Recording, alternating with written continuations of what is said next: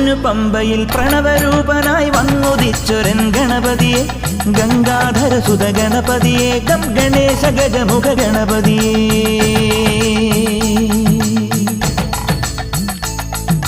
പൊന്നു പമ്പയിൽ പ്രണവരൂപനായി വന്നുദിച്ചൊരൻ ഗണപതിയെ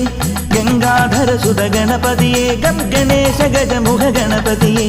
പമ്പാ ഗണപതി പാരിന് ഗുണനിധി മംഗളമൂർത്തേ സിദ്ധിവിനായക ഇരുമുടിയോടെ ഞാൻ മല കയറുമ്പോൾ തുണയ